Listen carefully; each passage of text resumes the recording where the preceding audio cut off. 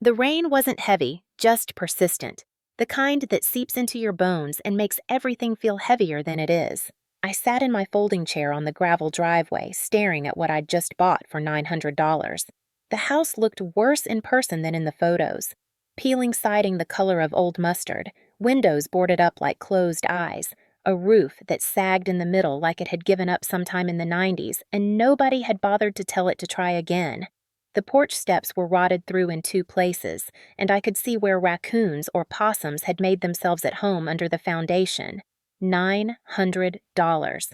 Everything I'd saved from 3 years of grant writing, living in a studio apartment with a shower that only worked if you kicked it twice, eating ramen 4 nights a week. Gone. For this. I should have felt triumphant. I should have felt like a homeowner, like an adult, like someone who'd made a smart investment. Instead, I felt like I'd just been erased. My phone sat heavy in my coat pocket. 17 unread messages. I knew without looking they weren't congratulations. I pulled it out anyway, thumbed it open. The family group chat, the one I'd been part of for 6 years, was gone. Just gone. Like I'd never existed. I scrolled to my message history with Mom instead. The last text from this morning. Do not come to Easter, Mom. No love, no explanation. Just removal. I set the phone face down on my thigh and listened to the rain tap against my hood. A car drove past, slowed down like the driver was deciding whether to feel sorry for me or judge me, then sped up again. I didn't blame them. I looked like exactly what I was, a woman who'd made a choice everyone thought was crazy, sitting in the rain in front of a junk house trying to convince herself she'd done the right thing. The thing was, I had done the right thing. I just hadn't expected it to hurt this much. 1 week ago, I'd been sitting at my parents' dining room table, still naive enough to believe I could be part of this family if I just played by the rules. The rules had always been simple. Be quiet, be helpful, and whatever you do, don't outshine Valeria. Valeria, my baby sister, 2 years younger, a lifetime more important. That night, Mom had made pot roast. Overcooked like always, the edges dry and gray. The wine was too sweet. Some Moscato Valeria had brought back from Napa, talking about notes of honeysuckle like she was a sommelier instead of a wellness influencer who posted juice cleanses between sponsored ads for laxative tea. 15,000, Mom had said, setting down her wine glass with the kind of delicate precision that meant she was building to something. That's what Sedona retreats cost for the full immersive experience. Valeria needs this, Helena, after everything she's done for this family. I'd looked up from pushing roast around my plate. What has she done, exactly? The words came out before I could stop them. Mom's face had frozen in that particular way that meant I'd crossed a line I hadn't known existed. She's built a platform, Mom said slowly, like explaining to a child. She represents this family well. People know the Jackson name because of Valeria. I'd wanted to say, people know the Jackson name because Dad's an architect whose buildings are in magazines. People know it because you were in the Miss California pageant in 1989 and you've never let anyone forget it. Nobody knows it because Valeria posts herself doing yoga in expensive athleisure. But I didn't say that. The old Helena never said things like that. Instead, I'd said, I can't afford $15,000. Valeria had laughed, this light tinkling sound she'd perfected for her Instagram stories. Helena, come on, you're a grant writer. You're literally swimming in money you beg other people for. That's not how grant writing works. Girls! Dad's voice. He'd barely looked up from his phone all night, scrolling through what I assumed were work emails. Let's keep this civil. Mom had pivoted immediately, that smile sliding back into place. Of course. Helena, darling, we're just hoping you can contribute. Family helps family. You said yourself you had some savings set aside. I'd felt it then, that familiar tightening in my chest, the one that came every time they asked me to be smaller so Valeria could be bigger, every time they expected me to fund Valeria's dreams while mine collected dust. I do have savings, I'd said carefully, but I've made other plans for them. The temperature in the room had dropped 10 degrees. Other plans? Mom's voice had gone very quiet. I bought a house. I'd said it simply, matter of fact, like it was a reasonable thing to do with your money, like it wasn't a grenade I'd just rolled across the table. Valeria's fork had clattered against her plate. You bought a what? A house. Well, a fixer-upper. It needs work, but where? Dad had finally looked up from his phone. Riverside, about 40 minutes from here. Riverside? Mom's mouth had barely moved. You bought a house in Riverside. The way she said it, you'd think I'd bought property in a landfill, which, to be fair, wasn't far off. How much? Dad's architect brain was already calculating, probably imagining some craftsman bungalow with good bones. $900. Silence. Complete, suffocating silence. Then Valeria had started laughing, really laughing, doubled over, gasping. You spent your life savings on a $900 house?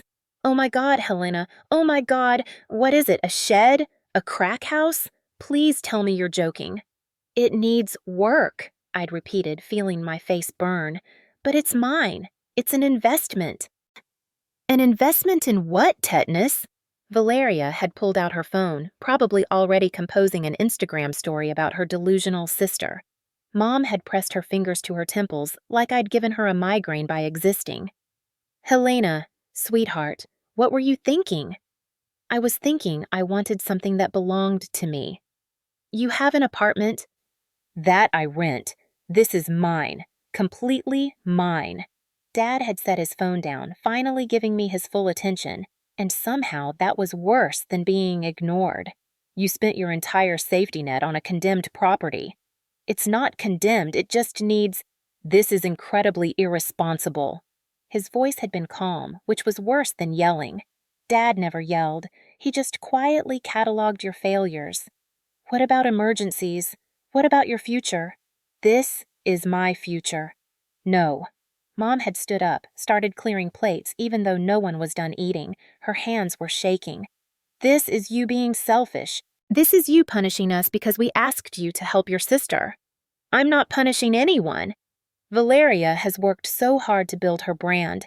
She gives back to this community. She represents us beautifully. And you buy a crack house in Riverside rather than support your own family. The words had hit like slaps. I'd sat there watching Mom scrape my half-eaten dinner into the trash, watching Dad's attention drift back to his phone, watching Valeria smirk into her wine glass. I should go, I'd said quietly. No one had argued. I'd gathered my coat, my purse, the Tupperware of leftovers Mom had always sent me home with, except this time, she didn't. This time, she'd just stood at the sink with her back to me. At the door, I'd turned back. I'm still your daughter.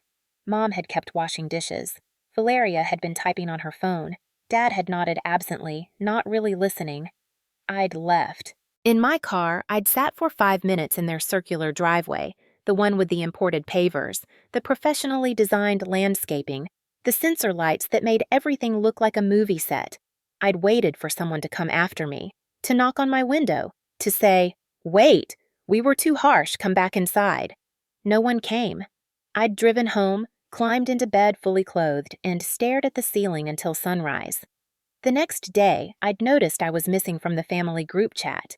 By that evening, I'd been removed from the shared family calendar.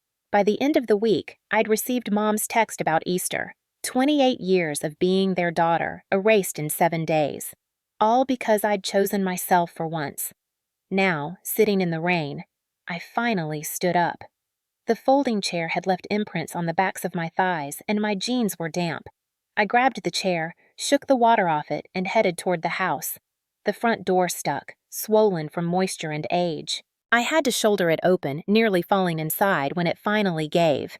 The smell hit me immediately. Mildew, old wood, something animal and musky. The floorboards groaned under my weight, and I could see daylight through a crack in the far wall. It was a disaster. Worse than the photos had suggested, the kitchen had no cabinets, just empty spaces where they used to be. The bathroom sink was rust-stained and cracked. The windows were so dirty they barely let in light. But it was mine. I set the folding chair down in what I assumed was supposed to be the living room and sat again, looking around my $900 house. I'd brought exactly one decoration with me, a blue floral curtain I'd kept from my college apartment. I pulled it out of my backpack now, along with a tension rod I'd grabbed from the dollar store. There was one window that wasn't boarded up, a small one above where the kitchen sink should be. I dragged my chair over, climbed up on it, and tried to wedge the rod into place. It slipped. Tried again. It fell, clattering onto the stained linoleum floor. Typical, I muttered. I tried a third time, got it almost secure, then watched it slide sideways and crash down again, this time smacking my elbow against the window frame. Damn it! I stepped down, rubbing my elbow, blinking hard against tears that had nothing to do with the pain. And that's when it hit me. Not the memory itself, but the weight of all the memories combined. Every birthday cake with my name spelled wrong. Every Christmas photo where I was cropped to the edge. Every award ceremony where my parents arrived late, or not at all. I was 16 again, staring at a birthday cake that said, "Happy Birthday, Rowena," instead of Helena. My parents smiling, singing, not noticing. Valeria had helped decorate it. She'd done the lettering herself. I was 18, watching Valeria get a used Volkswagen for her birthday. "You deserve this, honey," Dad had beamed. Valeria had a C average and 2 parking tickets already. When I'd asked about driving lessons for my own birthday, Dad had said, "Maybe next year, Helena. Money's tight." I was 22, graduating college with honors. The family photo afterward. Valeria holding her phone up, blocking my face completely. "I'll edit you in," she'd laughed. They'd framed that photo. It still hung in the hallway.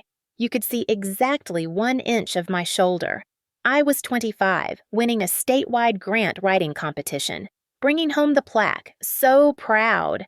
Mom had glanced at it and said, "That's nice, dear. Don't get a big head about it." That same year, Valeria had been voted best hair in some online poll. They'd framed the certificate and hung it by the front door. The curtain rod clattered to the floor again. I hadn't realized I was still holding it.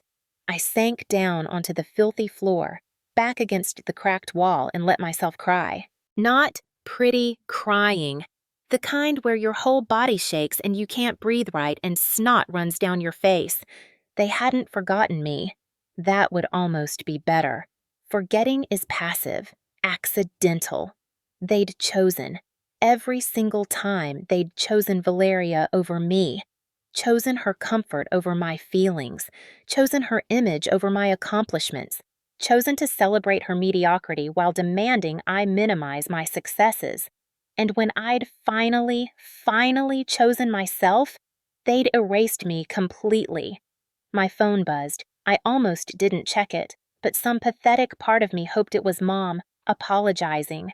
Dad, saying he understood. Even Valeria, saying she'd talked to them, smoothed things over. It was Aunt Imogene. "Hey, baby, heard you weren't in the family chat anymore. Want to talk?" I stared at the message for a long time. Aunt Imogene was Mom's younger sister, the one who'd moved to Nevada and only came back for major holidays. The one Mom called unstable and dramatic. The one Dad said had never really figured life out. I typed back, "I'm okay." 3 dots appeared immediately. She was typing for a while. "No, you're not, and that's okay too. Can I call you?" I sent her my location instead. 20 minutes later, I heard a car pull up. Through the grimy window, I watched Aunt Imogene get out of her beat-up Honda, look at the house, and start laughing. Not mean laughter. The kind that said, "Oh, this is perfect."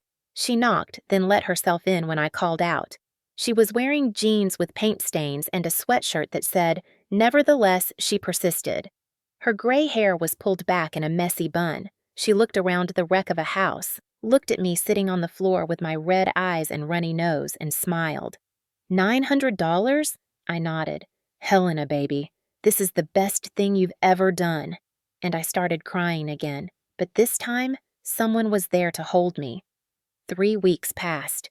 3 weeks of learning that YouTube University could teach you basic plumbing, that paint could cover a multitude of sins, and that a house this broken required patience I didn't know I had. I'd fixed 1 room enough to sleep in, got the electricity working in 2 others. The bathroom sink still didn't drain properly, but I could shower without fearing structural collapse, which felt like a win. I'd learned which floorboards to avoid, where the roof leaked when it rained, and that my neighbors, an elderly couple named the Washingtons and a single mom named Elsie, waved every morning like my presence wasn't embarrassing. It was a Saturday morning, 7 a.m., when the knocking started. I'd been up since 6, watching a YouTube tutorial on how to repair drywall, coffee going cold beside me. The knock was sharp, impatient. 3 quick raps that sounded expensive somehow. Through the window, I saw Valeria's white Range Rover parked in my driveway. My stomach dropped. I looked down at myself. Old college sweatshirt, paint-stained leggings, hair in a bun so messy it probably had its own ecosystem. I looked like exactly what Valeria would expect, someone who'd bought a $900 house and was living accordingly. I opened the door. Valeria stood on my half-broken porch in cream-colored athleisure that probably cost more than my monthly food budget. Her sunglasses were oversized, the kind influencers wear so they look candid in paparazzi photos that don't exist. Her lips were glossed. Her skin was dewy. She looked like she'd just stepped out of a meditation retreat and into a nightmare. "Well," she said, looking past me into the house, "this is worse than I imagined." "Good morning to you too, Valeria." She turned to wave at Mrs. Washington, who was walking her dog across the street. "Morning! Beautiful day, isn't it?" Her voice was performative, bright, like she was already recording. Mrs. Washington just stared and kept walking. Valeria turned back to me, dropping the smile. "Can I come in? Or are you going to make me stand on this death trap you call a porch?" I stepped aside. She walked past me, her designer sneakers making soft sounds on my plywood subfloor. She was looking around with the kind of fascinated horror people reserve for car accidents and reality TV. "Valeria, why are you here?" "Mom sent me." She pulled off her sunglasses, revealing perfect makeup. "She's worried about you." "She could call." "You know how she is. She doesn't want to seem like she's interfering." Valeria ran a finger along the windowsill, looked at the dust, wrinkled her nose. "Though, honestly, someone should interfere. Helena, this place is... rustic is one word for it." "What are you really doing here?" She turned to face me, and for just a second, something flickered across her face. Something almost vulnerable. Then it was gone, replaced by her camera-ready smile. "The retreat center flooded. Freak pipe burst. They're closed for repairs." She said it casually, like it was nothing. "I need somewhere to stay for a few days. Maybe a week." "And you came here?" "All my friends are in LA or New York right now. Networking." She looked around again.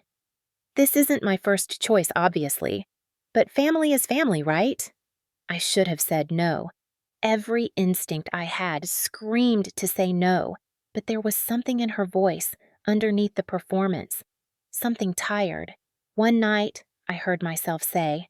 "No filming, no posts, no Instagram stories about your sister's poverty project." "Obviously." She held up 3 fingers. "Scout's honor." "You were never a scout." "Details." She pulled out her phone, typing something quickly. "So, where do I put my stuff? Please tell me you have a guest room."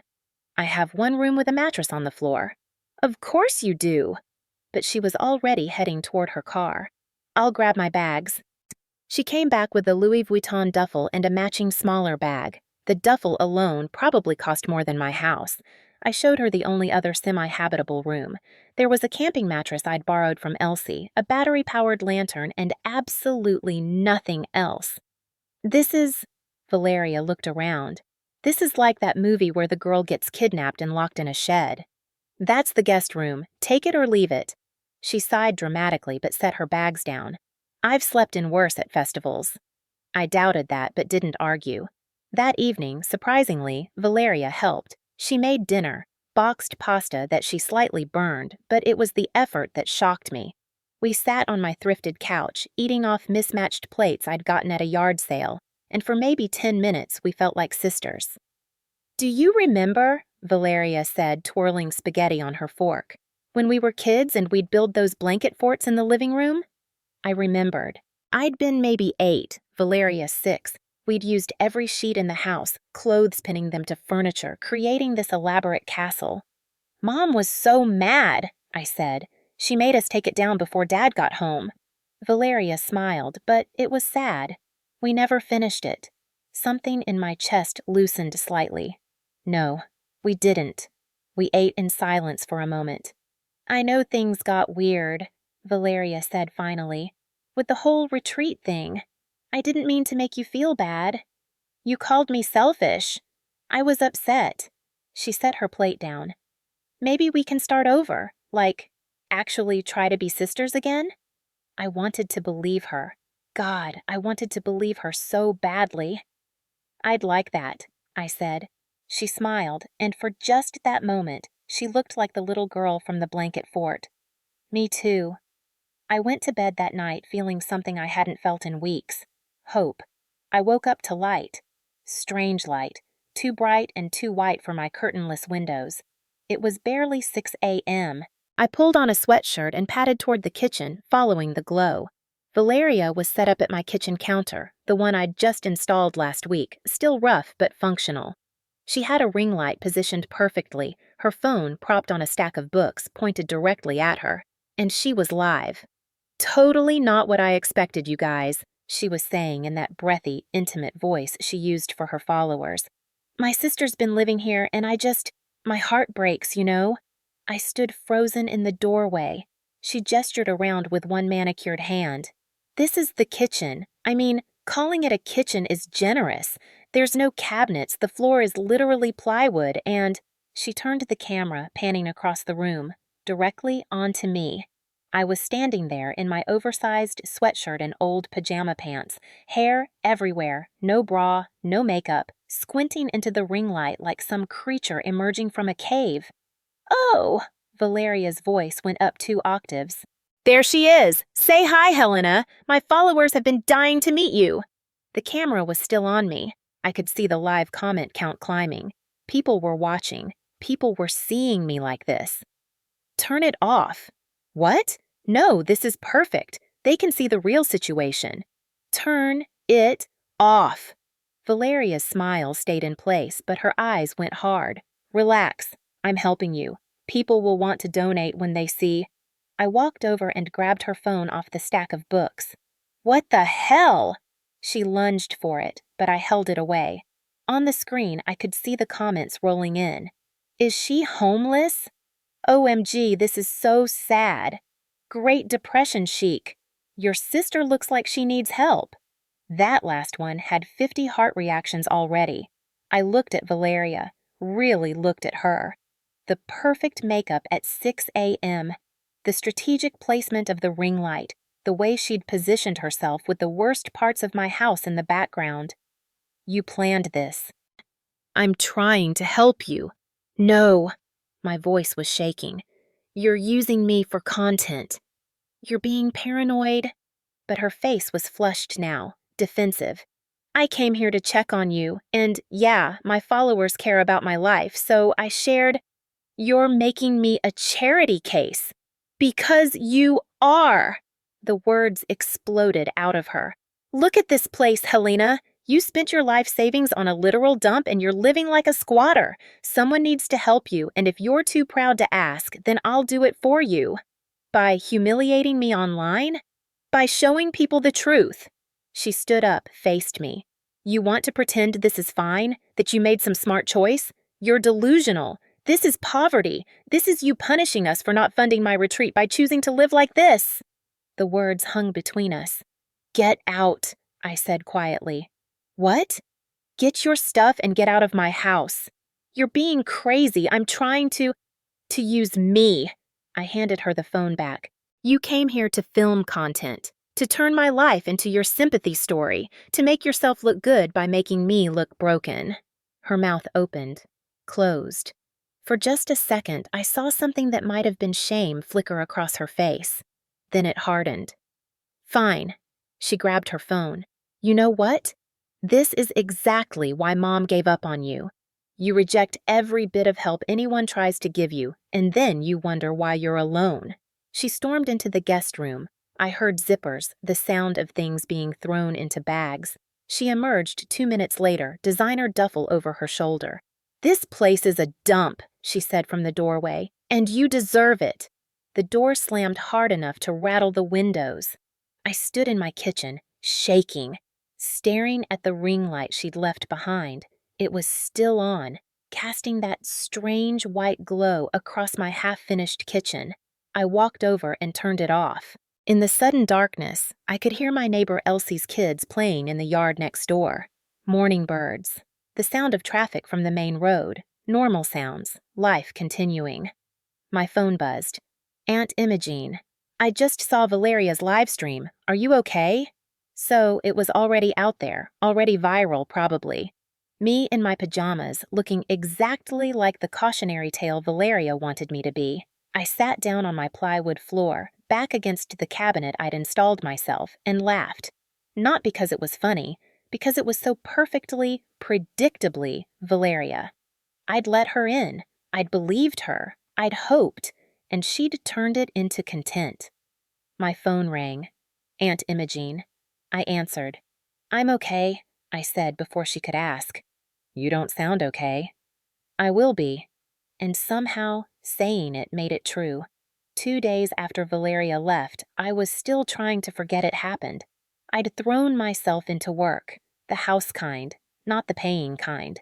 Also, she said, shifting her weight, I saw what happened, online, with your sister. My stomach dropped. Oh. I work in consumer protection law, Elsie said carefully. And that live stream, it felt like a setup, like she was building a narrative. She was trying to help, I think, in her way. Elsie gave me a look. Helena, I've seen a lot of financial exploitation cases, and that, she shook her head. Just be careful, okay? Careful of what? I don't know yet. Just, if anything weird happens, if she reaches out about money or asks you to sign anything, talk to me first. I promised I would, but I didn't really understand. Valeria was manipulative, sure, but financially exploit me? I had nothing to exploit. I was living in a house I bought for the price of a used laptop. That evening, I finally checked my phone. Really checked it. 17 missed calls, 43 text messages, hundreds of Instagram notifications, and one notification that made my blood stop. You've been tagged in a post by @Valeria Jackson Wellness. I clicked it with shaking hands. It was a GoFundMe link. The header image was a photo of me I hadn't known existed, carrying a garbage bag out to my curb, hair messy, wearing my rattiest clothes. I looked exhausted, defeated, exactly the narrative Valeria wanted. The title, Help My Sister Rebuild Her Life After Losing Everything. The description made my vision blur. My heart is breaking as I write this. My beautiful sister Helena has fallen on incredibly hard times. After making some difficult choices, she's now living in a home that's barely habitable. No running water in most rooms. No heat. Surviving on almost nothing. None of that was true. I had running water. I had heat. I was surviving fine. Helena is too proud to ask for help. She's always been the strong one in our family. But I've seen where she's living now, and I can't stay silent. She needs support. She needs to know people care. Every dollar raised will go directly to helping Helena get back on her feet. Whether it's home repairs, basic necessities, or just knowing she's not alone, your contribution matters. My sister gave up so much for others her whole life. Now it's time we give back to her. Please share this. Please help. Let's show Helena what community looks like. At the bottom, $23,740 raised a $50,000 goal. $23,000. I scrolled down to the fundraiser details. Recipient, Valeria Jackson. Payment method, PayPal, valeriajacksonbusiness@gmail.com. Not my account, not my name on the payments, hers. I read it 3 times, 4 times, trying to make it make sense. The comments were worse. You're such an amazing sister. Donated $100. This brought me to tears. Sent what I could. Family helping family. This is beautiful. And then, wait, did Helena approve this? Valeria's reply. She's too proud to ask for help herself. That's exactly why I'm doing this for her. My hands were shaking so hard I almost dropped the phone. She'd raised $23,000 in my name, using my photo, using my situation, and every penny was going to her account. I called her. Straight to voicemail. I texted, "Take down the GoFundMe, now." 3 dots appeared. Then, "I'm helping you. Why are you always so ungrateful?" "You're stealing." "It's not stealing if I'm raising it for you. Legally, I'm allowed to do this. You withdrew it to your account. For safekeeping. You're clearly not in a good place to handle money right now. When you're more stable, we'll figure out distribution." I stared at the words, the casual gaslighting of it, the way she'd turned fraud into favor. "I never asked you to do this. That's the whole point. You never ask for help. Someone has to." I tried calling again. Voicemail. I tried reporting the GoFundMe through the platform. It asked me to contact the campaign organizer first. I was trying to contact the organizer. She wasn't answering. I sat on my couch, the thrifted one with the cigarette burn I'd covered with a pillow, and tried not to scream. My phone rang. Aunt Imogene. "I saw it," she said the second I answered. "The GoFundMe. She raised $23,000. "I know, baby, I know. It's going to her account, not mine. She's keeping it." There was a long pause. "Helena, I need to tell you something about Valeria, about our family." "What?" "Not over the phone. I'm coming over." She arrived 40 minutes later, and she wasn't alone. Elsie was with her. "I called her," Aunt Imogene explained. "We need someone who knows law." We sat in my living room, me on the couch, them in the 2 folding chairs I'd set up as dining furniture, and Aunt Imogene told me the truth I'd been too naive to see. "This isn't the first time Valeria's done this," she said quietly. "The fundraising thing." I stared at her. "What?" 3 years ago, she did one for her friend's medical bills, raised $8,000. The friend never saw a penny. "How do you know?" "Because the friend called me. She called your mother too." "But Loretta," Aunt Imogene's face tightened. "Your mother said the friend must have misunderstood, that Valeria would never." "There were others?" Elsie asked. "At least 2 more that I know of. A yoga studio renovation that never happened. A women's shelter donation that the shelter never received." Aunt Imogene looked at me. "Valeria would raise the money, post about it for a few weeks, then quietly stop mentioning it. By the time anyone noticed, the moment had passed." "And Mom knew?" "Your mother has a remarkable ability to not know things that are inconvenient." Aunt Imogene's voice was bitter. She used to brag about Valeria's influence, how she could raise money with a single post. I don't think she ever asked where the money went. Elsie had been typing on her laptop. "I'm looking at the GoFundMe terms of service. If she's the organizer and you're the beneficiary, technically she's required to give you the money or face fraud charges. But proving it's fraud requires showing she never intended to give it to you." Elsie looked up. "Do you have any texts? Any communication where she says she's keeping it?" I showed them the thread. Elsie's eyes widened. "For safekeeping? When you're more stable. She's building a paper trail that makes her look like she's protecting you from yourself." "So what do I do?" Elsie and Aunt Imogene exchanged a look. "You document everything," Elsie said. "Every conversation, every text, every withdrawal. You file a formal complaint with GoFundMe, and if she doesn't return the money," she hesitated, "you might need to involve police. This is wire fraud." The word hung in the air. Fraud. Police. My sister. "I can't," I whispered. "Helena. She's my sister. I can't send her to jail." "Baby." Aunt Imogene knelt in front of me. "She stole $23,000 using your pain as bait. She exploited your situation for profit. That's not something a sister does." "She's still family." "So are you." Aunt Imogene's voice cracked. "And you matter too. You've always mattered. The fact that Loretta and Cedric never showed you that doesn't make it less true." I started crying then. Not delicate tears. Ugly, gasping sobs. Because she was right. All of it was right. And I'd spent 28 years making excuses for people who'd never made excuses for me. Elsie handed me tissues. Aunt Imogene held my hand. "We don't have to decide anything tonight," Elsie said gently. "But Helena, you need to protect yourself, because they won't." That night, after they left, I sat alone in my $900 house and opened my phone. I started screenshotting every text, every comment on the GoFundMe, every Instagram post, building a record of everything Valeria had said, everything she'd done. Not because I wanted revenge, because I was finally ready to choose myself.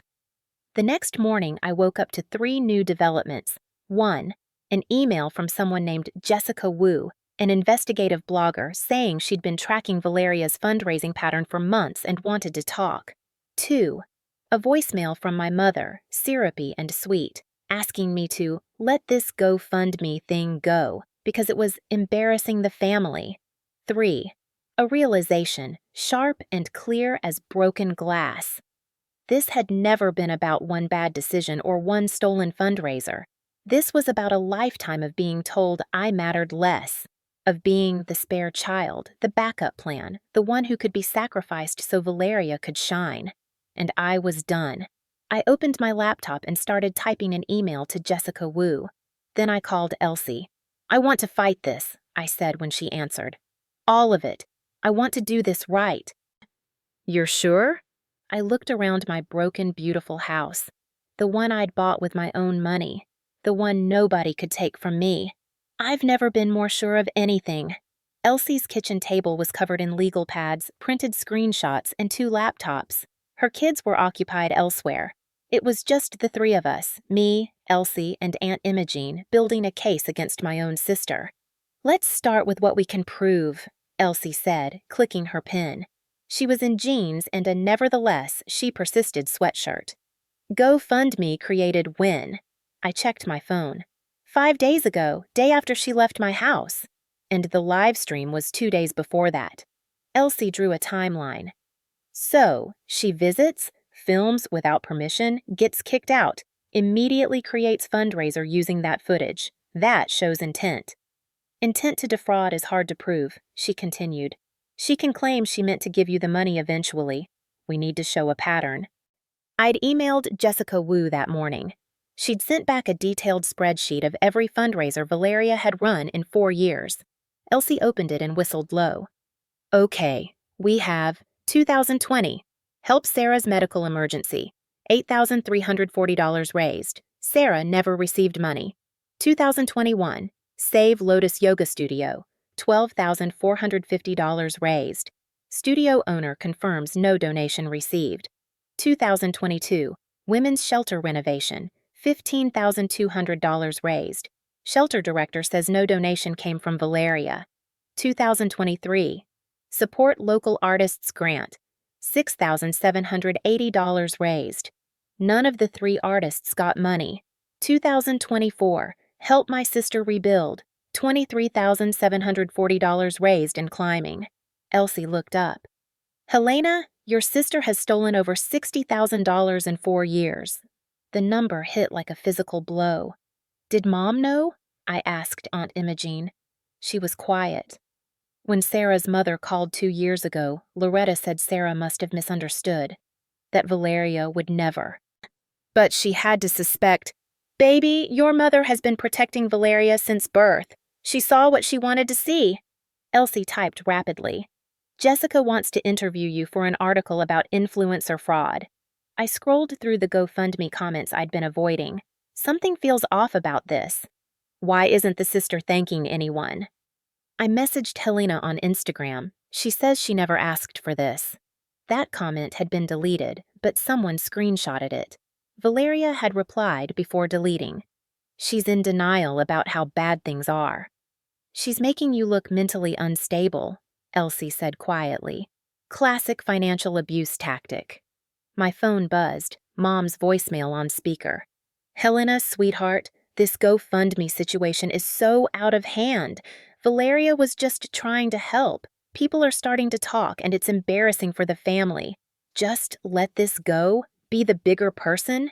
You've always been so good at that. The voicemail ended. Aunt Imogen's hands were fists. Be the bigger person. Control tactic, Elsie said. Puts responsibility on the victim, not the perpetrator. I'm not a victim, I said. No, Imogen said firmly. You're a survivor. Over the next week, I documented everything. Screenshots, texts, voicemails. Every Instagram story where Valeria posted about dealing with difficult family situations and setting boundaries with toxic people. Jessica sent her draft article, The Wellness Influencer Who Weaponized Compassion, a Pattern of Fundraising Fraud. It was thorough, devastating, fair. She'd contacted every person Valeria had fundraised for, got statements, showed the pattern. You don't have to be included, Jessica said on the phone. But this is happening to others right now. Your story could stop that. I thought about the people who donated to my GoFundMe. $20, $50, sometimes just $5. People who couldn't afford it but gave anyway. They deserved truth. At 2 a.m., I emailed back, use my story, all of it. The next morning, a silver Mercedes pulled up. My father. Cedric Jackson looked at my house like a building code violation. Pressed khakis, polo shirt, graying temples. Helena? Dad? He walked up slowly, taking in the peeling paint, mismatched shingles. Your mother is very upset. Not, how are you? Just, your mother is upset. I gathered from her 17 voicemails. This business with Valeria needs to stop. The business where she committed fraud? He flinched. She made a mistake in judgment. She stole $23,000, Dad, using my life as bait. Your sister has always been sensitive. She doesn't think through consequences. She's 26, not 6. Helena. He finally looked at me. You've always been the responsible one. Your mother and I didn't have to worry about you. Something clicked. Because Valeria took all the worrying space? Your sister needs more support. You always knew what you wanted. I knew because nobody was paying attention anyway. His jaw tightened. That's not fair. When was the last time you came to something of mine? Asked about my work? Anything not about helping Valeria? I'm here now. Because Mom sent you. Not because you care what Valeria did to me. Silence. Dad, simple question. Was it wrong for Valeria to create a fundraiser without my permission and keep the money? It's not that simple. Yes, it is. Was it wrong? He looked away. Your mother thinks you should let it go. I'm asking what you think. Long silence. I think airing family business publicly is rarely the right choice. Not that Valeria was wrong. That I was wrong for making it public.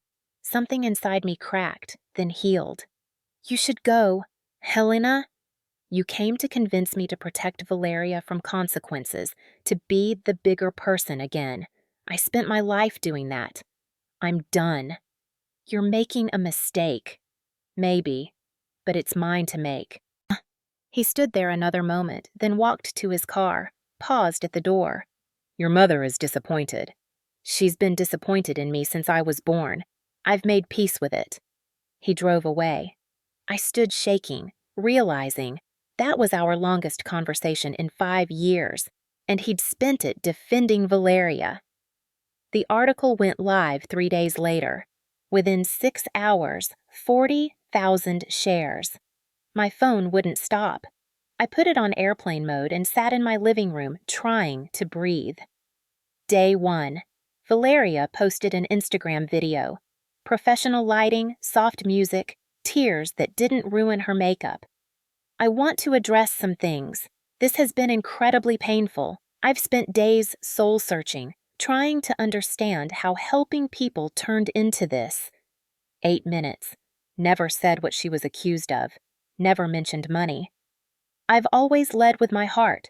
Sometimes that means decisions others don't understand. Everything I've done has been from love and wanting to help. I'm human. I make mistakes. I'm learning and growing.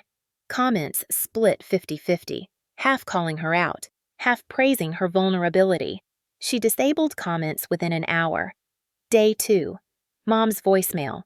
Helena Grace Jackson, what you've done is unconscionable. You've humiliated this family, destroyed your sister's reputation. Over what? Pride? Jealousy? The Hendersons asked if we're still respectable enough for their gala. Do you understand? You've made us look like monsters. If you continue this path, if you pursue this legally, you are choosing to destroy this family, to be alone. I don't think you'll like how that feels. Elsie listened. That's witness intimidation, threatening you with isolation if you pursue legal action. I'm documenting this. Day 3. Valeria's correction on Instagram. There have been misunderstandings about past fundraisers. Some donations took longer to distribute than expected due to complicated circumstances. I take full responsibility for not communicating better. Moving forward, I'm implementing new accountability measures. Translation. I got caught. Now I'll pretend there were delays. Check. Day 5. Mom showed up, white Lexus with Loretta vanity plate. She was dressed like a funeral. Black everything. Grief theater. I let her in. She sat on my couch's edge like it had bed bugs, looking around with disdain. I've given you time to cool down. I'm not angry, Mom. I'm done. Don't be dramatic. I'm being clear. Valeria committed fraud. Multiple times. I won't pretend she didn't. Her mouth tightened. She made mistakes with paperwork, with timing. These things happen. She stole $60,000. That's an exaggeration. It's documented. Bank records, testimonies. That journalist is a hack looking for clicks. Mom waved dismissively. Nobody who matters believes her. I believe her. Because you want to. She leaned forward. Helena, I've tried to be patient with this rebellion. But enough. You bought this hovel? Fine. Point made. Now come home. This is my home. This is a construction site. You're living like a squatter to prove some point, destroying your sister's life in the process.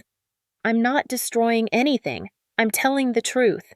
Your truth. She stood, pacing. You have no idea what Valeria's been through. The pressure of her platform, constant scrutiny. She's not as strong as you.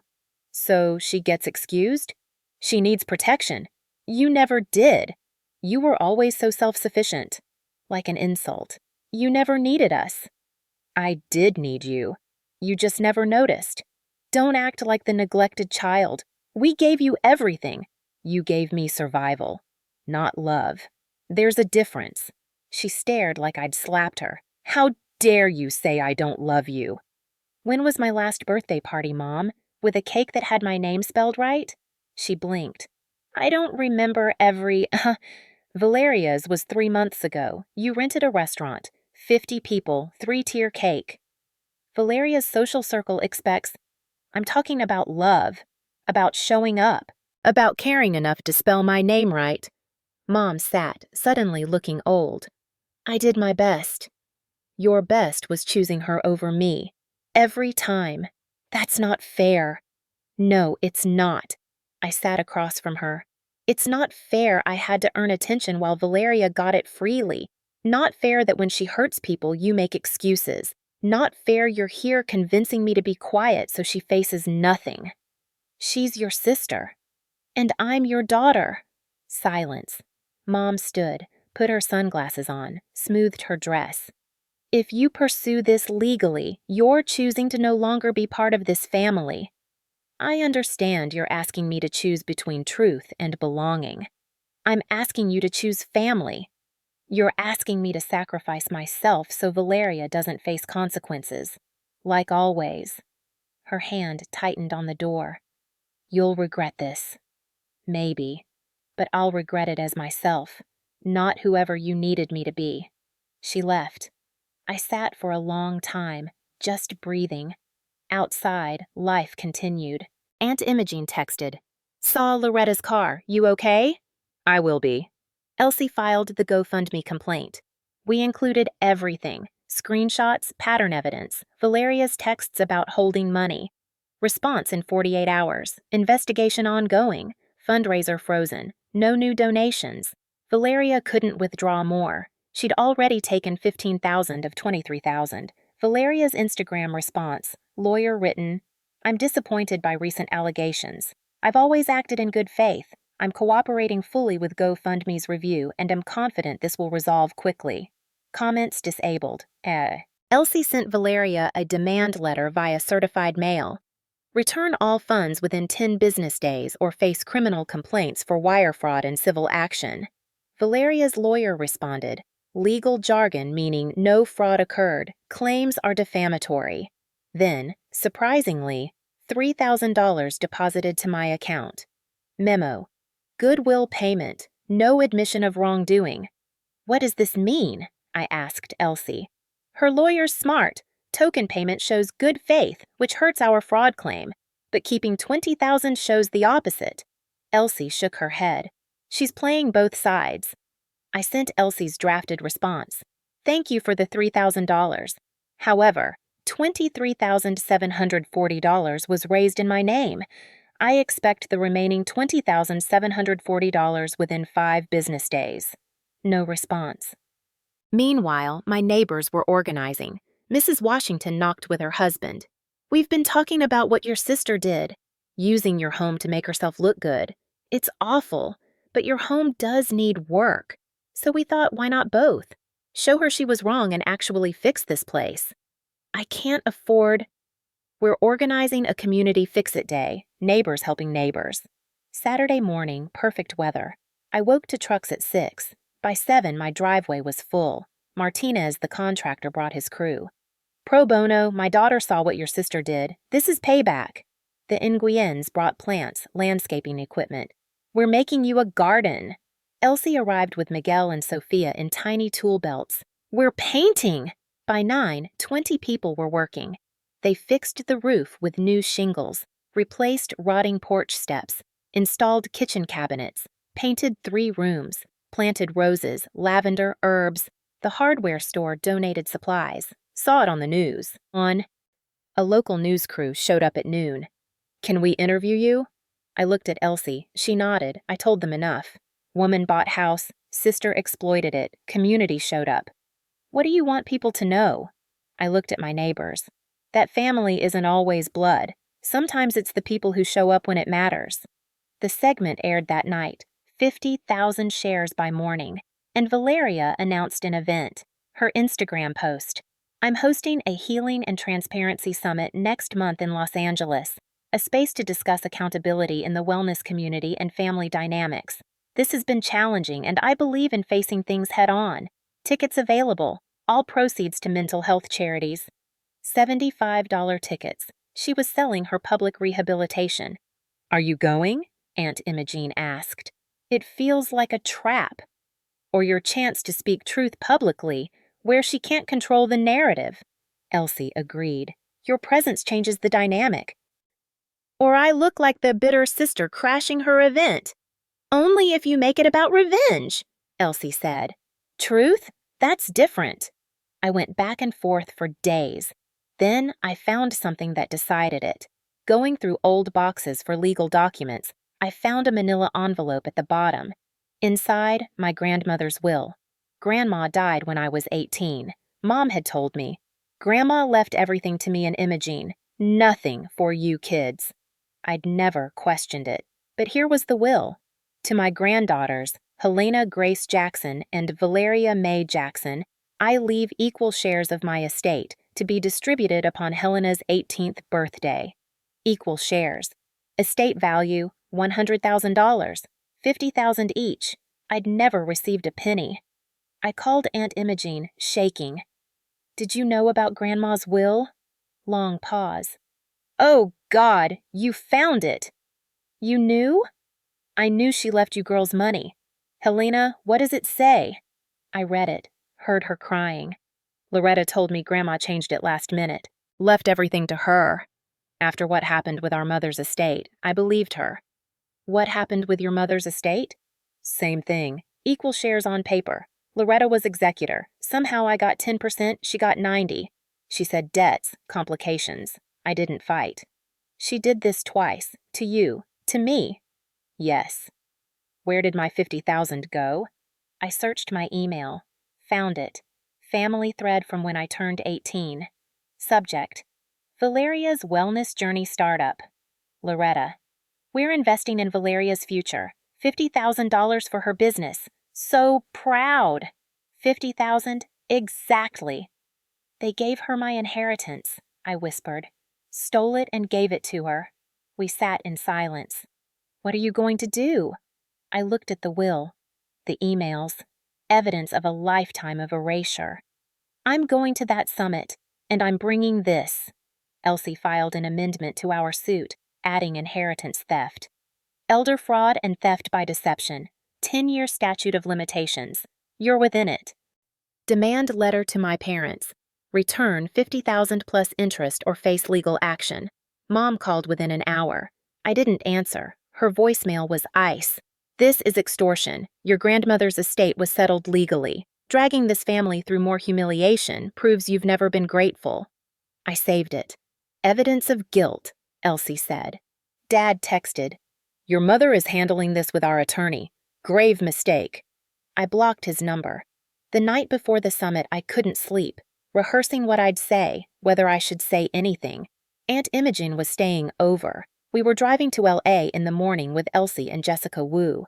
What if I freeze? I asked. We were on my new porch at midnight with tea. Then you freeze and try again. What if no one believes me? Some won't. Some will. You're not convincing everyone. You're telling truth. What if it doesn't change anything? She took my hand. It already has. You stood up, fought back, chose yourself. Whatever happens tomorrow, you've won. At 3 a.m., I finally slept. Will copy on my kitchen table. Tomorrow I'd walk into a room where people paid to watch my sister perform accountability without being accountable. And I'd tell them what really happened. Not for revenge, for freedom. The grand ballroom at the Marriott in downtown Los Angeles looked like every wellness influencer's dream. Sage green banners hung from the ceiling with gold lettering. Healing through honesty and accountability and growth. The air smelled like eucalyptus and expensive candles. 300 seats, nearly all filled. I stood in the back hallway with Aunt Imogen, Elsie, and Jessica Wu, trying to remember how to breathe. You don't have to do anything, Elsie said quietly. We can just observe, document. But the folder in my bag felt heavy. Grandmother's will, the email thread, years of evidence that this wasn't just about a GoFundMe. I'm okay, I said. I wasn't, but I would be. We found seats near the middle, not front row, that would be too obvious, but close enough that Valeria would see me if she looked. The lights dimmed, soft piano music played. Then Valeria appeared on stage and the room erupted in applause. She looked perfect. Cream-colored suit, hair in soft waves, makeup that made her look both polished and vulnerable. She smiled that smile she'd perfected for cameras, the one that said, I'm authentic, while being completely performed. Thank you, she said into the microphone, her voice warm and honey-sweet. Thank you all for being here, for showing up, for being part of this conversation. She paused, letting the moment breathe. She was good at this. The past few weeks have been transformative, challenging. I've had to look at myself in ways I never have before. Ask hard questions about intention versus impact, about how we help versus how we hurt. She never said what she'd done, just vague references to situations and misunderstandings. Today is about transparency, about having difficult conversations, about how we, as a community, can hold each other accountable while still leading with compassion. The crowd was eating it up. I could see people nodding, wiping tears, holding hands. She moved into a prepared talk about the complexity of family dynamics and how sometimes our desire to help can be misinterpreted. She showed slides, stock photos of families, quotes about forgiveness, carefully curated images that had nothing to do with what she'd actually done. Beside me, Jessica was typing notes. Elsie's jaw was clenched. After 40 minutes of this choreographed performance, Valeria opened to questions. A moderator stood with a microphone. We'll take questions from the audience. Please keep them respectful and on topic. The first few were softballs, planted probably. How do you stay centered during difficult times? What self-care practices help you maintain boundaries? Valeria answered each with practiced grace, never actually saying anything of substance. Then Jessica Wu stood up. The moderator hesitated. Jessica had a press pass, not a regular ticket, but she'd already raised her hand and people were watching. Jessica Wu, independent journalist, she said clearly. Question for Valeria. I saw Valeria's smile freeze for just a second. You raised $23,740 for your sister's crisis through GoFundMe. Public records show you withdrew $15,000 to your business account before the campaign was frozen. Can you clarify how much of that money you've actually transferred to Helena? The room went silent. Valeria's smile stayed in place, but her eyes went hard. That's actually private family business, and I don't think this is the appropriate forum. It's public fundraising, Jessica interrupted smoothly. That makes it public's business. Donors have a right to know where their money went. Murmurs in the crowd, people pulling out phones. I returned what I could, Valeria said, recovering slightly. Managing finances for someone in crisis is complex. There are considerations people outside the family don't understand. What about the 2020 medical fund for Sarah Torres, the 2021 yoga studio campaign, the 2022 women's shelter renovation? Multiple sources say those funds were also never distributed as promised. Valeria's face flushed. You're taking things out of context. I don't owe random internet strangers an itemized. The screen behind her flickered. Everyone turned to look. Valeria's PowerPoint had been replaced by something else. Email screenshots, large enough for the whole room to read. From Loretta Jackson to Valeria Jackson. Subject, Helena's situation, opportunities. Her poverty house could be good for your brand. Philanthropy angle. Shows you care about real people, real struggles. From Valeria Jackson to Loretta Jackson. Genius. I'll set up a GoFundMe. Position it as me stepping in where she's too proud to ask. She'll never even know. From Loretta Jackson. And if she does find out, she won't fight. She never does. Just use the mental health angle. Say you were worried about her judgment. People will understand. From Valeria Jackson. Perfect. And if she gets difficult, we'll make her look ungrateful. Nobody sides with ungrateful. The room exploded. Gasps, shouts, phones up everywhere, recording. Valeria turned to the screen, face white. That's out of context. Those emails are private. But the screen kept going. More screenshots, her other fundraisers, withdrawal records, bank statements showing money going to her personal accounts, her business accounts, everywhere except to the people she'd claimed to help. Testimonials appeared. Sarah Torres. I never received a penny. When I asked, Valeria blocked me. Lotus Yoga Studio owner. No donation ever came. The studio closed. Valeria never even contacted us. Highland Women's Shelter director. We reached out multiple times. She never responded. Valeria was frozen on stage, the spotlight making her look exposed, trapped. She tried to speak. This is a violation of my privacy. Someone hacked. This isn't. Then I stood up. The movement caught her eye. She saw me, and her face went through a series of expressions. Surprise, fear, anger, then something like desperation. Helena, she said into the microphone, voice breaking. Please, this isn't what it looks like. I walked toward the stage. The crowd parted. I could hear whispers, feel eyes on me, but I kept moving. Valeria backed up slightly as I climbed the steps. The moderator tried to stop me, but Jessica called out, She's the sister, the beneficiary. She has a right to speak. Someone handed me a microphone. I stood there for a moment, looking at my sister under those bright lights, at the 300 people watching, at the phones recording everything. Then I turned to the audience. My name is Helena Jackson, I said. My voice shook at first, then steadied. I'm the sister in those emails. The room was absolutely silent. I didn't come here to destroy anyone. I came because I need you all to witness something. Not just my sister's fraud. That's documented, that's clear. But something deeper. I took a breath, found Aunt Imogene's face in the crowd. She nodded. I grew up in a family where love was conditional, where I was worthy only when I was useful, where my accomplishments were minimized and my sisters were celebrated, where I was told repeatedly to be the bigger person, which really meant be smaller so we're more comfortable. Some people in the audience were nodding, others looked uncomfortable. When I bought a $900 house instead of funding my sister's $15,000 retreat, my family didn't just disagree with my choice. They erased me. Group chats, holiday invitations, acknowledgement, gone. Because I had committed the ultimate sin in my family. I chose myself. Valeria tried to interrupt. Helena, please, can we talk about this privately?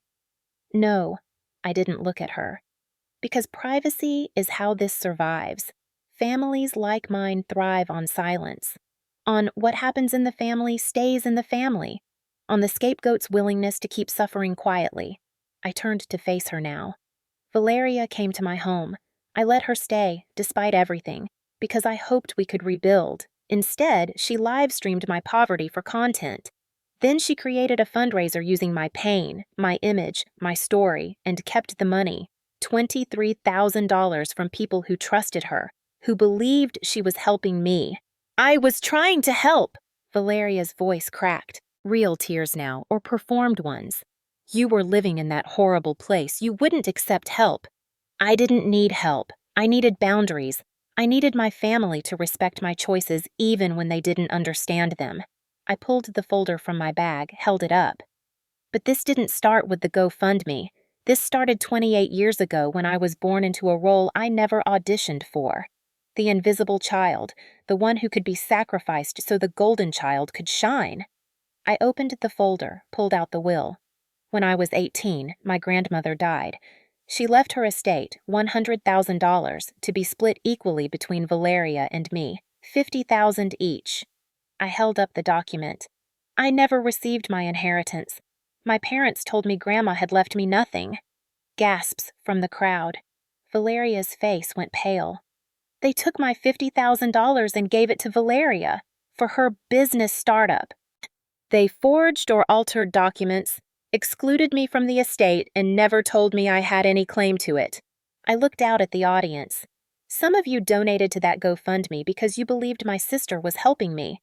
You deserve to know that she's done this before, multiple times, raised money for causes that never received it.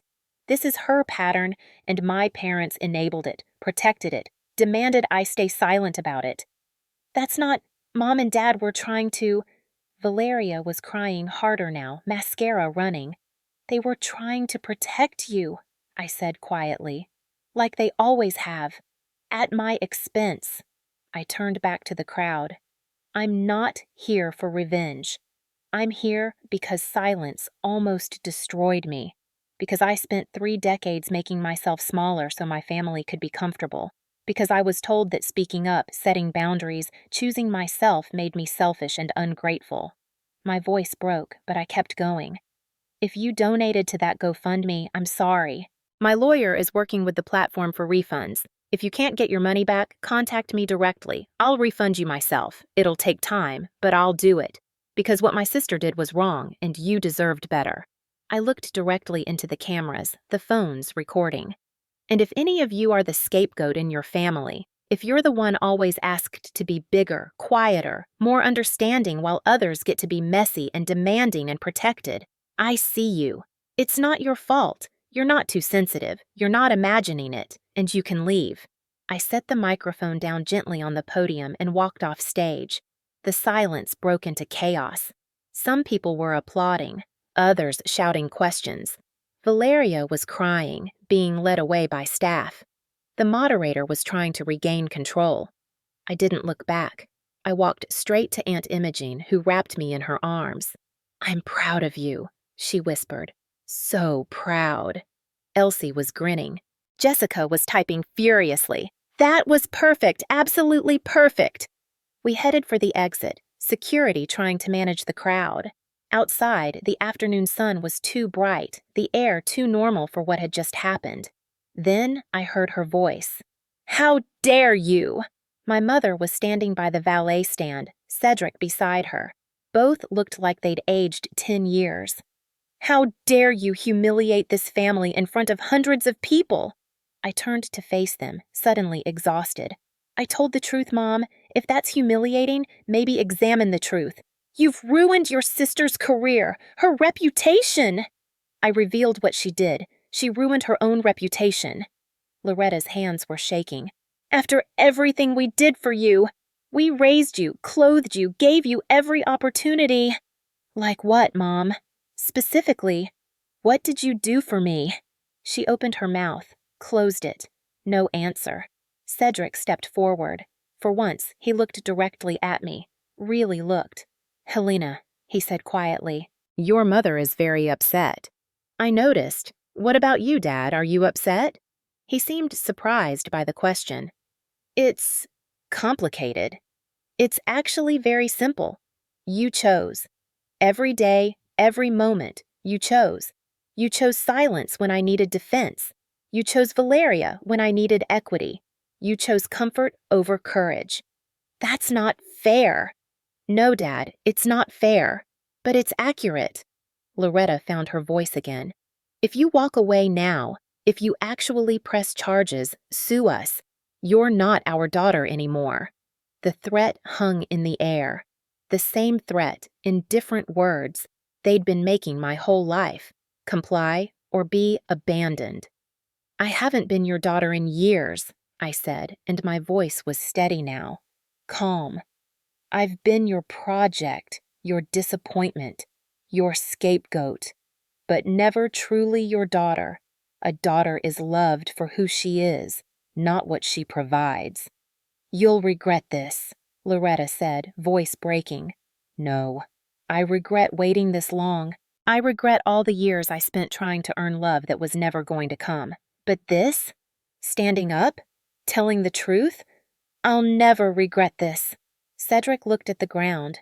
Loretta's face was red, tears streaming.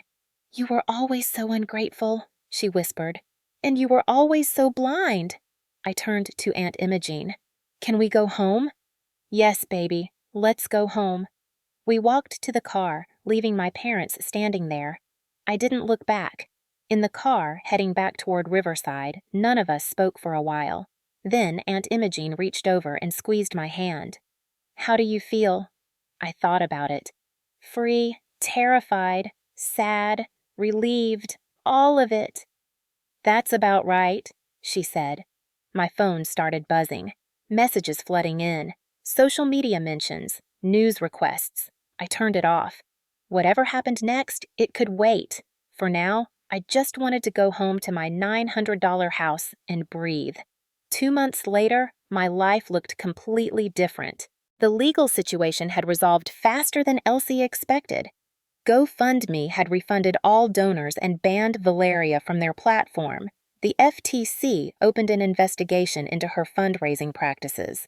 We settled the civil suit out of court. My parents agreed to return my $50,000 inheritance plus 10 years of interest, totaling $73,000 in exchange for me not pursuing criminal charges. Valeria issued a public apology, lawyer-written, vague, but it admitted mistakes in financial management and promised to make things right. She'd disappeared from social media. Rumor was she'd moved to Arizona.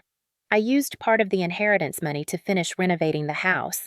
The rest went into savings, untouchable, mine. The house itself was transformed.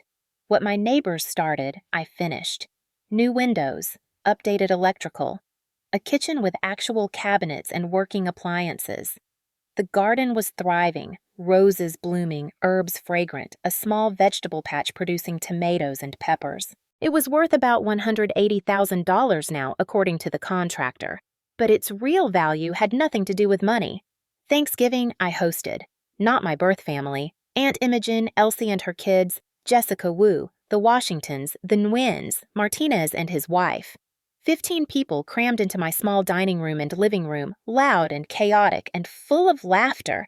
Aunt Imogen stood to make a toast. To Helena, who taught us that sometimes the family you need is the one you choose, and sometimes the bravest thing you can do is save yourself. Everyone raised their glasses. I cried happy tears into my mashed potatoes. Later that night, after everyone left, I checked my phone for the first time in hours. A text from Valeria. Can we talk? I stared at it for a long time. Didn't block it. Didn't respond. Just set the phone aside. Not out of anger. Out of peace.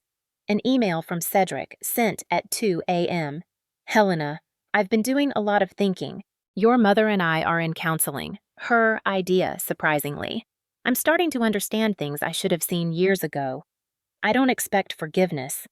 I don't even know if I deserve the chance to explain. But I want you to know. I'm sorry I wasn't the father you needed. I'm sorry I chose silence. I'm sorry for everything. I read it 3 times. Felt less than I expected to feel. Wrote back, I'm sorry too. Sorry it took this long for both of us to be honest. I'm not ready to talk yet. Maybe someday. Take care of yourself, Dad. An email from Loretta came the next morning. Long, rambling. I did my best with what I knew. You don't understand the pressure I was under, the expectations.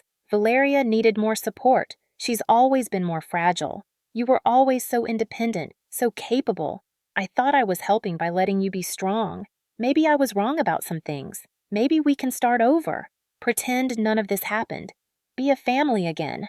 Pretend none of this happened. That was the problem. That had always been the problem. I wrote and deleted 5 responses. Long explanations of every hurt, every memory, every moment of erasure. Pages of unsent words. Finally, I wrote, I wish you well, Mom. I really do, but I can't pretend anymore. Take care. Sent it. Felt the weight lift. 6 months after the summit, I woke to morning light streaming through curtains that actually stayed up. In a bedroom with walls I'd painted myself. In a house that was fully, completely mine. I made coffee in a kitchen that worked. Checked my email while the sun came up. One message made me stop. A publisher.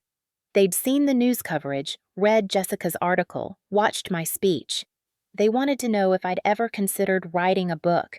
Advance offered $75,000. I stared at the number. More than my inheritance. More than I'd made in 2 years of grant writing. For my story. For my voice. I called Aunt Imogene. They want me to write a book. Are you going to? I think I am. Good. The world needs to hear it. I started volunteering at the community center, teaching grant writing to women leaving difficult situations.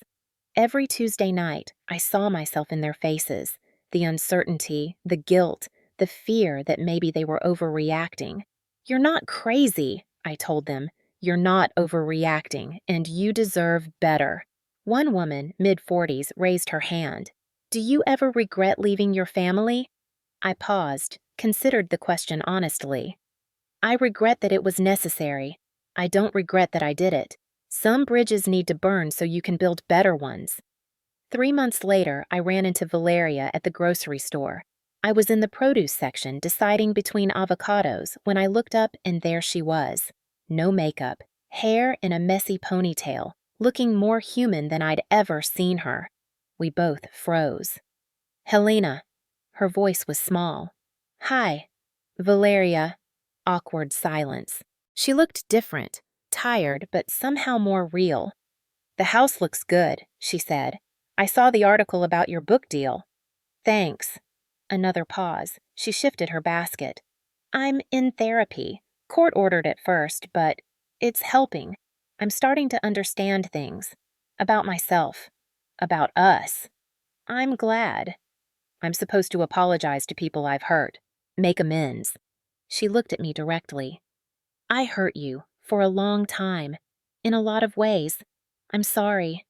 The apology hung between us. I could hear it was real. Or at least, realer than anything she'd said before. I appreciate that, I said carefully. Is there... She swallowed. Could we ever... maybe get coffee sometime? Just talk? I thought about it. Really thought about it. I don't know. Maybe someday, but not now. I need to protect my peace. She nodded, tears in her eyes. I understand. I think. We parted ways, her to the checkout, me to the dairy aisle.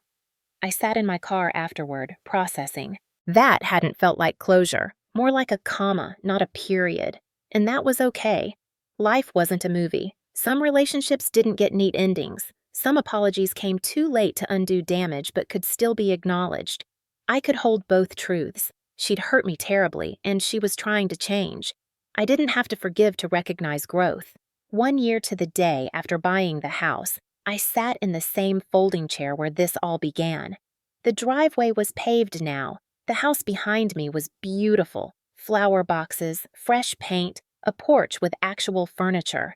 I'd published the book. It had done well, not a bestseller, but well enough. The speaking requests kept coming.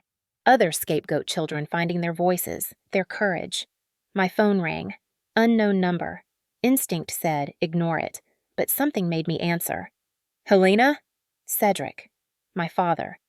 Hi, Dad. I hope it's okay that I called. I got your number from Imogene. I won't make this a habit, I wanted to say I'm proud of you. The words I'd waited my whole life to hear.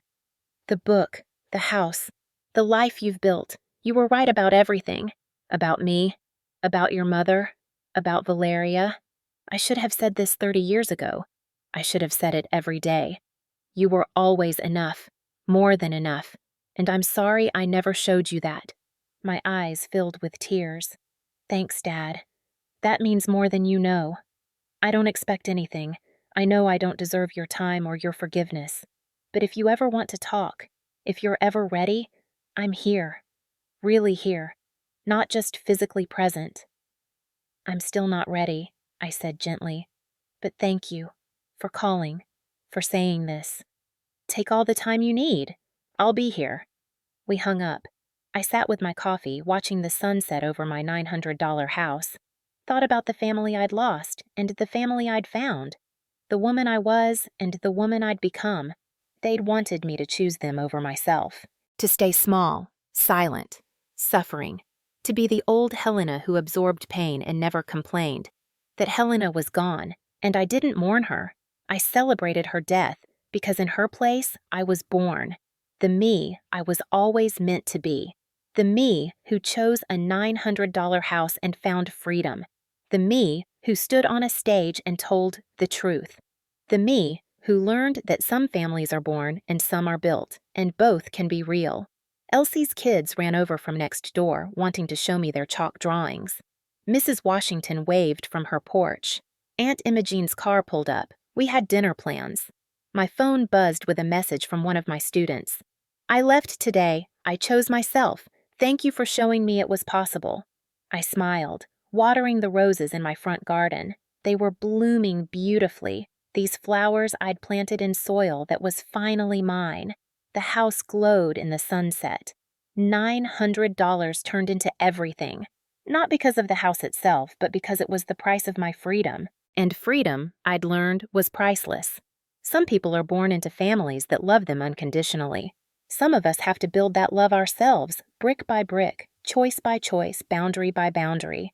My $900 house taught me that the foundation matters less than what you build on it. And I'd built something beautiful.